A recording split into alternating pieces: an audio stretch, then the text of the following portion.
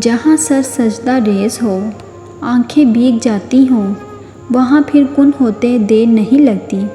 یقین رکھو وہ حضرت یونس علیہ السلام کو مچھلی کے پیٹ میں زندہ رکھ سکتا ہے تو تمہیں کیوں نہیں مشکلات سے نکال سکتا؟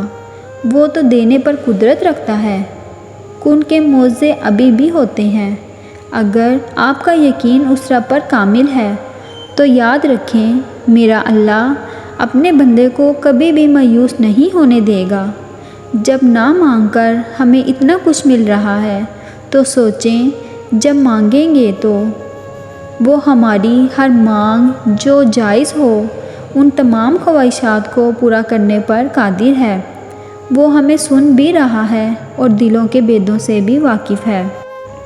اور اللہ پاک نے قرآن میں فرمایا کہ تم مجھے ویسا ہی پاؤ گے جیسا میرا گمان کرو گے۔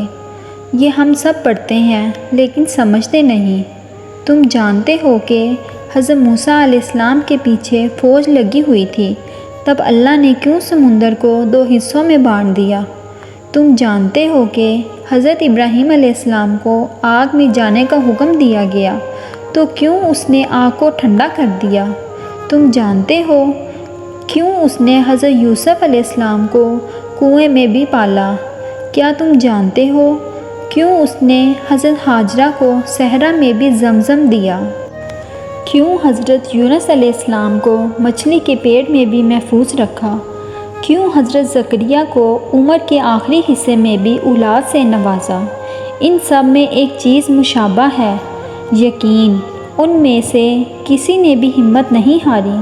انہوں نے یقین رکھا کہ خدا راستہ نکالے گا، اور دیکھو خدا نے راستہ بھی نکالا۔ وہ سب اس پر یقین رکھ کر آگے بڑھتے رہے، اور دیکھو اس رب نے بھی انہیں مایوس نہیں کیا۔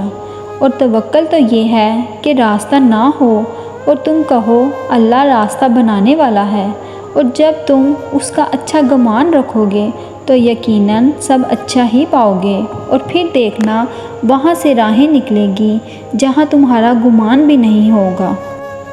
لوگوں کے ہاتھوں میں آپ کا نصیب نہیں ہوتا، نہ جنت۔ وہ آپ کے مالک نہیں ہیں، وہ آپ کے رازق نہیں ہیں۔ انہوں نے آپ کو تخلیق نہیں کیا، سو انہیں اس بات کی اجازت ہی کیوں دی جائے کہ وہ آپ کے اندر مایوسی کا زہر بھر دیں، آپ سے آپ کے خواب چھین لیں، آپ کو آپ کی اپنی ہی نظروں میں بے وقت کر دیں۔ آپ نے صرف اللہ کو دیکھنا ہے، صرف اللہ کو سننا ہے، اور صرف اللہ پر ہی بھروسہ رکھنا ہے کہ جس نے آپ سے خود آسانیوں کا وعدہ کیا ہے۔ وہ تمہاری روتی ہوئی آنکھوں کو یوں ٹھنڈا کر دے گا جیسے اس نے یعقوب کی آنکھوں کو ٹھنڈا کر دیا تھا۔ وہ تم تک ہر کھوئی ہوئی چیز بھی یوں واپس لے آئے گا جیسے وہ اندھے کنویں سے یوسف کو نکال کر یعقوب تک لے آیا تھا۔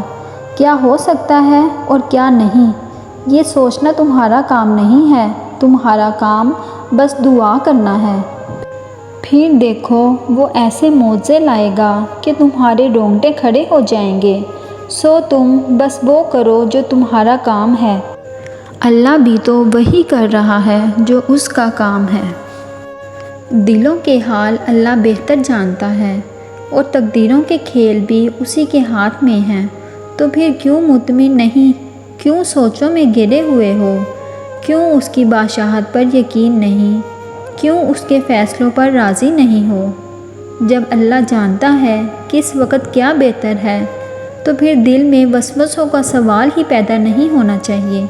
اگر ابھی بھی سوچوں میں ڈوبے ہوئے ہو، دل بے چین ہے، تو سمجھ جاؤ تم دل سے راضی نہیں اس کے فیصلوں پر۔ صرف زبان سے کہہ دینا توکل نہیں ہوتا، بلکہ زبان کے اقرار سے پہلے دل سے راضی ہونا توکل ہوتا ہے۔ زندگی میں دکھ جس شدت کا بھی ہو، اللہ نے آپ کو آپ کے حصے کا سکھ بھی ضرور دینا ہے۔ آپ کا حساب کتاب شاید غلط ہو جائے، لیکن اس کے پاس سارا حساب کتاب بالکل اپنی اصلی حالت میں موجود ہے۔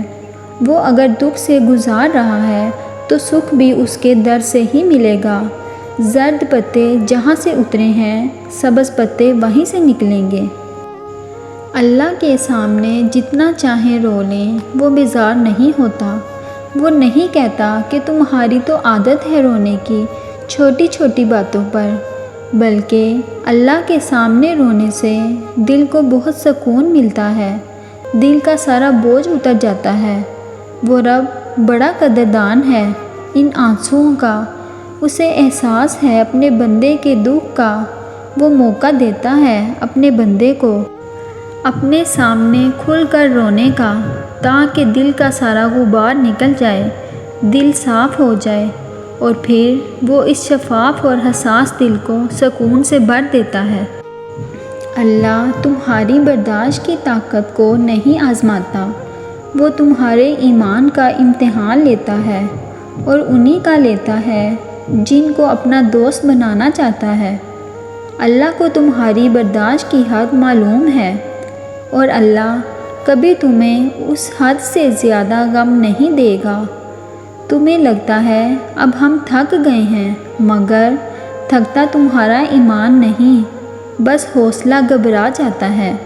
جب اللہ کن کہتا ہے تو ناممکن ممکن بن جاتا ہے، اور دعائیں مقدر پہ بھاری پڑ جاتی ہیں۔